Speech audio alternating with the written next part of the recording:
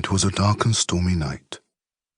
In the city of London, the wind was tossing the boats on the river and driving the rain down every alley, up every flight of steps, and in through every broken window. No one was out if they had any excuse to stay in. No one respectable, that is. Only alley cats and criminals had any business in the streets that night, and even they took cover when they could. High up on the third floor of the Alderman Cornplaster Memorial Orphanage, though, something was stirring. Come on, Lily, just don't look down. I don't like leaving all the others. They can come down the rope if they like. Where are we going? To the docks, Ned. Hold tight.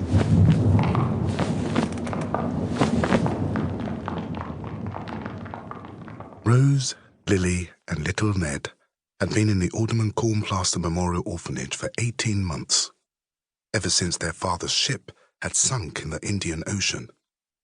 He'd gone to seek his fortune in the goldfields of Australia, and he'd never been heard of since.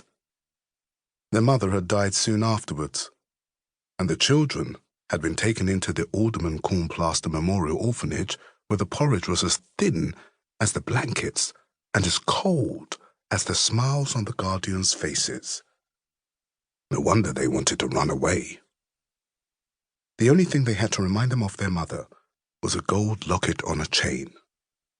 Rose had it still, in spite of the rules of the orphanage, which said that children should give up any jewelry they had to the guardians. But they'd had enough. I don't know which was worse, the cold or the bedbugs. Oh, look! Poor little thing. She's running away too, I expect. She's called Spangle. We'll take her with us. How do you know she's called Spangle? I just do. Spangle was quite happy to go with them. There wasn't much love where she came from, and the children had some to spare. They huddled themselves up against the rain and the wind and hurried off through the dark streets towards the docks. At least, they thought they were going towards the docks, but the street was so dark and the night was so foggy that very soon they hadn't got the faintest idea where they were. I can't go any further, sisters.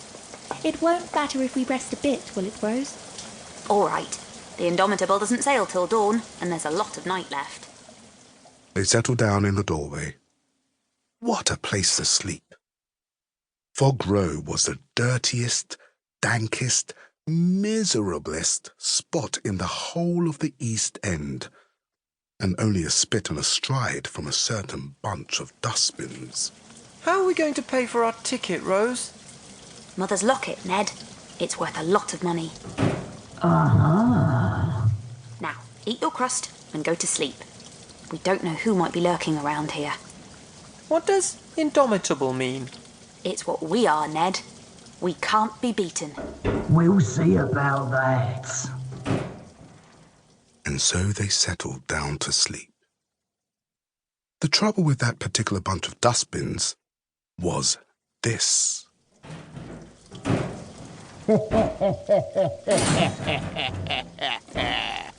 I'm in the bin. This was Mack the Knife, the most evil villain in London, and the dustbin concealed the way into his secret hideout. There'd never been a more evil man than Mack the Knife.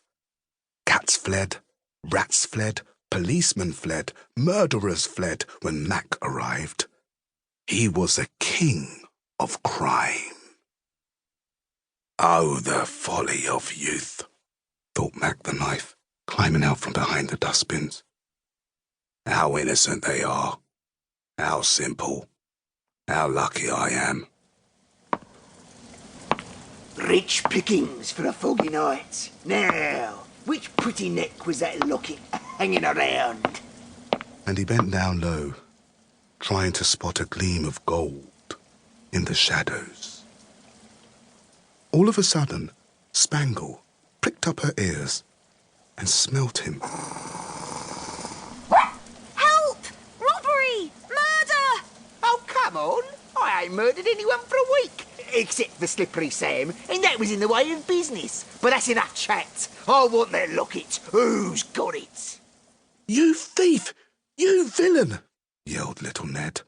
That locket's going to pay for our escape to America. No, it ain't, said Mack the knife. It's going to pay for a meat pie and a bottle of brandy. Now hand it over.